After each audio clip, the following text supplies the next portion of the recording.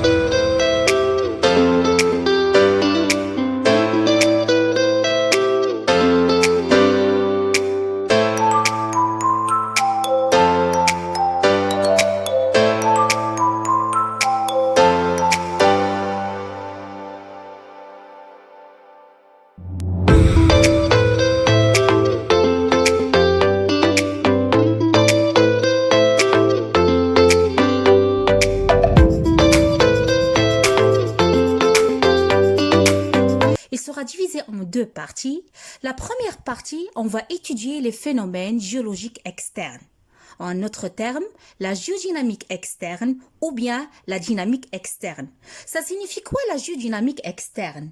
Ça signifie l'ensemble des phénomènes qui régissent à la surface du globe terrestre, c'est-à-dire tous les phénomènes géologiques qui se réalisent, qui se passent en surface, tels que l'érosion, le transport, la sédimentation, la diagénèse. Ces termes-là, vous les avez déjà étudiés en première année de collège et je vais consacrer d'autres capsules pour expliquer chaque terme.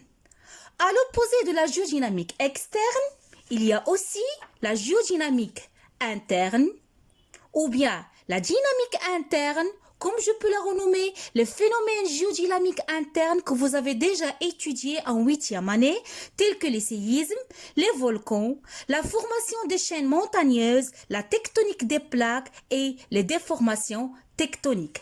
Donc, notre première partie sera consacrée aux phénomènes géologiques externes. Passons au chapitre 1, la réalisation de la carte paléogéographique d'une région donnée. Là, on va faire un petit stop, mes chers apprenants. Paléogéographie, c'est un mot qui est un petit peu difficile pour vous. Mais ça signifie quoi la paléogéographie? Je peux diviser ce terme scientifique en deux parties. Paléo, ça veut dire ancien. Géographie, ça veut dire la géographie. Mais qu'est-ce que c'est la paléogéographie? Tout simplement, c'est une discipline de la géologie. Vous connaissez c'est quoi la géologie? C'est la science qui s'intéresse à étudier la Terre. C'est une discipline de la géologie, de la géographie, al-géographia, de la paléontologie. C'est la science qui s'intéresse à étudier les fossiles, ça veut dire al-mustahatat. Quel est l'objectif de cette paléogéographie? C'est la reconstruction de la géographie passée à la surface du globe terrestre. C'est-à-dire, on va faire une description du globe au ton géologique. Lorsque vous entendez, mes chers élèves, la reconstruction, ça veut dire reconstruire. C'est-à-dire, qu'est-ce qu'on va faire? Notre objectif, c'est quoi? On va faire revenir le passé. On va remonter le temps vers le passé, c'est-à-dire on veut savoir ce qui est passé il y a des milliers et des milliers d'années. Comme ça, je vous ai expliqué c'est quoi la notion de la paléogéographie. Comme activité 1, dans le chapitre 1, on va traiter la notion d'un sédiment. Sédiment, qui dit sédiment? Sédimentation. Mais qu'est-ce que c'est un sédiment en arabe? Rasib. C'est quoi? C'est le dépôt laissé par l'eau ou le vent. Comme première définition, comme je peux rajouter, les sédiments, ce sont des matériaux comme les cailloux, comme le sable, comme le gravier, qui ont été transportés par l'eau, comme un agent de transport, ou bien le vent, ou bien la glace, et qui se sont déposés, que ce soit au fond de la mer, ou bien les lacs, ou bien les rivières, ou bien Sahara. Donc, l'activité 1, on va donner une définition aux sédiments et on va comparer les différents sédiments à travers les paysages sédimentaires. C'est-à-dire, quels sont les types de sédiments qu'on va trouver au niveau de la montagne, au niveau de la mer, la plage, au niveau de la rivière ou bien au niveau du désert. Passons à l'activité 2, mes chers élèves. Les figures, on va étudier les figures sédimentaires. Qu'est-ce que c'est les figures sédimentaires? Ou bien les formes sédimentaires. Notez bien que lorsque les sédiments vont se déposer à n'importe quel milieu de sédimentation, ils vont tracer des formes sédimentaires qu'on va étudier, qu'on va expliquer prochainement, Inch'Allah, telles que la stratification oblique, les fontes de dessiccation, les rides, les traces d'activité des êtres vivants. Pour l'activité 3, ça sera un petit rappel pour vous. L'étude statistique des constituants des sédiments. Vous vous rappelez, mes chers apprenants, des études statistiques qu'on a vues dans la leçon l'année dernière d'écologie, lorsqu'on a fait les relevés floristiques, lorsqu'on a dénombré les espèces végétales ou bien les espèces animales qui se trouvent dans la forêt. C'est l'étude statistique. On a tiré des conclusions à partir de cette étude statistique. C'est la même démarche, mais ici, on va faire l'étude statistique des constituants des sédiments. Cette étude statistique va nous représenter des renseignements sur le degré d'homogénéité. Vous vous rappelez, lorsqu'on fait l'étude, on peut déduire est-ce que le milieu, à travers la courbe, unimodal, bimodal, vous vous rappelez très bien, on a pu déduire est-ce que le milieu il est homogène ou bien il est hétérogène. C'est la même chose, mais là, c'est pour les sédiments. À travers cette étude aussi, on peut déterminer le classement des constituants d'un sédiment. Est-ce qu'il est bien classé? Est-ce qu'il est très bien classé? Est-ce qu'il est mal classé? Est-ce qu'il est médiocrement classé? Autre objectif de l'étude statistique, ça va nous permettre d'avoir une idée sur les modalités du transport. Lorsque je parle des modalités du transport, ça veut dire, est-ce qu'il s'agit d'un transport éolien? Ça veut dire un transport par le vent ou bien un transport glaciaire par la glace, ou bien un transport hydrique, c'est-à-dire par l'eau. Aussi, l'étude statistique, ça va nous permettre de déterminer le milieu de sédimentation. S'agit-il d'un lac, fleuve, d'un milieu désertique, le Sahara, d'une plage, etc., etc. On passe à l'activité 4, qui est à l'inverse de l'activité 3, l'étude statistique. Ça, c'est une étude morphoscopique. La morphoscopie, ça veut dire la morphologie, c'est-à-dire la forme des constituants des sédiments. Comme étude, on va faire l'étude morphoscopique des grains de quartz d'un sable. Et ça, c'est un petit rappel pour vous parce que vous avez fait ça en arabe en première année de collège. Donc, الدراسة المورفولوجية لحبات المارو. Ça, vous l'avez déjà fait. Vous l'avez, déjà fait en première année de collège. On va faire aussi l'étude morphoscopique des galets et l'activité 4 sera terminée pour passer à l'activité 5 qui a pour objectif, qui a pour but les conditions de sédimentation dans les milieux continentaux. Parce que on va séparer les conditions de sédimentation selon différents milieux. Les milieux continentaux, les milieux intermédiaires et les milieux marins. Commençons par les conditions de sédimentation dans les milieux continentaux, tels que les milieux fluviatiles, les fleuves, les milieux lacustres. On a déjà traité ce terme-là, si vous vous rappelez très bien, lacustre, c'est un lac, les milieux glaciers, le glacier, les milieux désertiques, le désert, le Sahara. Activité 6, les conditions de sédimentation dans le milieu intermédiaire, tels que, tout ça, je vais l'expliquer dans les prochaines capsules, Inch'Allah, tels que le delta. Vous avez déjà entendu de ça, je parle en histoire-géographie, delta Nil, c'est ça. L'estuaire et le lagon, comme exemple, je vous donne un petit rappel, la Roune, vous avez déjà étudié ça, la lagune de l'Oualidia, vous entendez ce terme-là. L'activité 7, on va passer à étudier les conditions de sédimentation dans les milieux marins, la mer, à travers les différentes zones marines telles que le littoral, le plateau continental, le talus continental et la plaine abyssale. On va chercher les différents sédiments et les conditions de sédimentation de ces différentes zones du milieu marin. La tâche, elle est un petit peu dure pour vous, cette première partie, mes chers élèves. Oui, la géologie, c'est pas facile. L'activité 8, on va déterminer les conditions de sédimentation dans un milieu ancien, tel que la mer des phosphates. Pour l'activité 9, on va établir la carte paléogéographique de la mer des phosphates. Pour l'activité 10, on va faire une détermination des conditions de sédimentation dans un milieu de sédimentation ancien tel que le bassin houiller de Jrada. Vous avez déjà entendu de cette ville-là, Jrada. Et l'activité 11, ce sera établissement de la carte paléogéographique du bassin houiller de Jrada. J'ai en fini avec le chapitre 1, on va attaquer le chapitre 2. Aussi, le chapitre 2, il contient des petits rappels que vous avez déjà étudiés en première année de collège. المبادئ الاستراتيغرافية. Vous vous rappelez مبدأ التراكب, مبدأ التماثل الاستحاثي, مبدأ الاستمرارية. Ça, vous les avez déjà étudiés en première année de collège. Donc, je vais les traduire maintenant en français. Les principes stratigraphiques et l'établissement de l'échelle stratigraphique. المبادئ الاستراتيغرافية et l'échelle stratigraphique السلم الاستراتيغرافي. Quels sont ces principes stratigraphiques? Il y en a certains que vous avez étudiés, je viens de le dire en première collège, mais cette année, on va détailler un petit peu les études.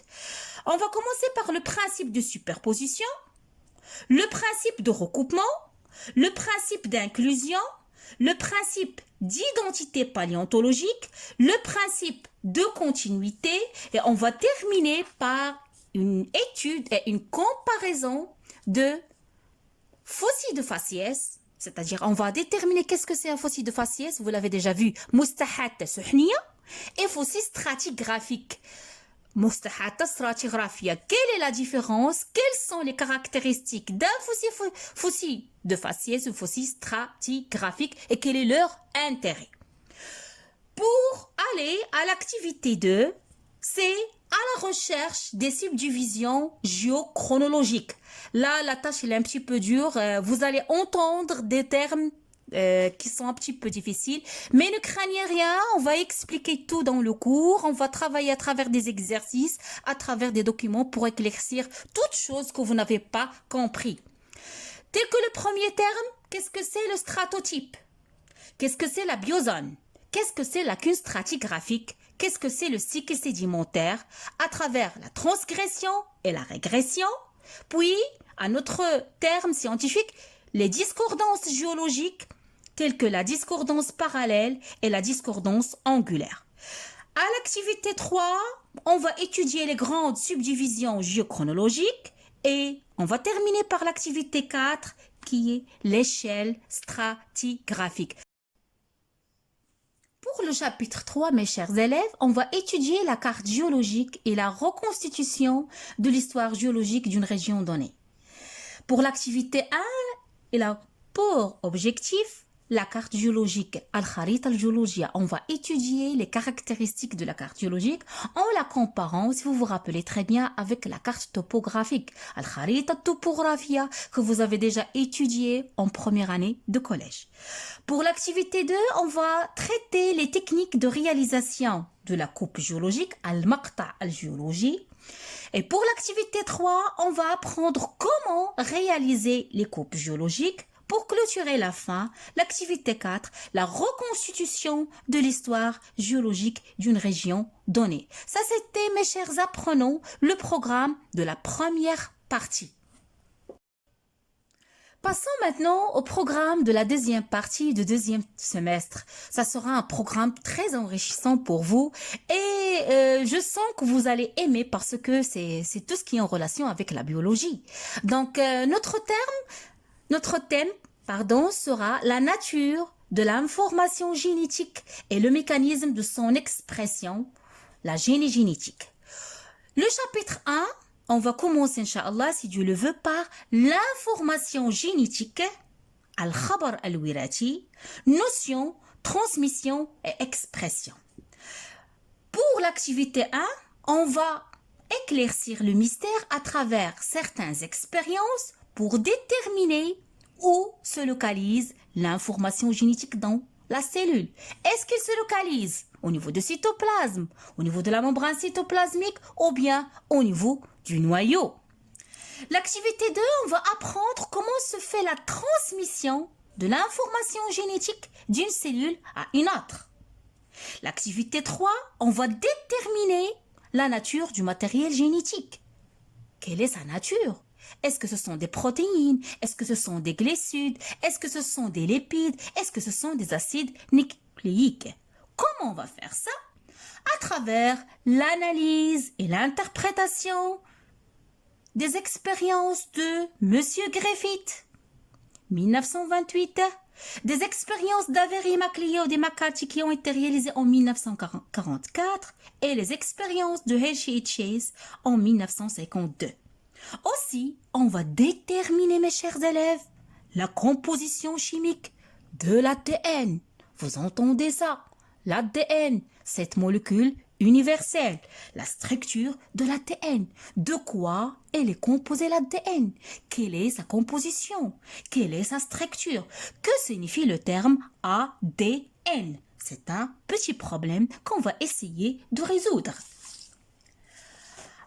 Arrivons à l'activité 4, on va étudier la composition et la structure des chromosomes. Vous avez déjà entendu ces termes-là, les chromosomes assez brillants et leur relation avec l'ADN. C'est-à-dire, qu'est-ce que c'est les chromosomes? Quelle est leur structure? Quel est leur nombre? Quelle est la composition chimique des chromosomes?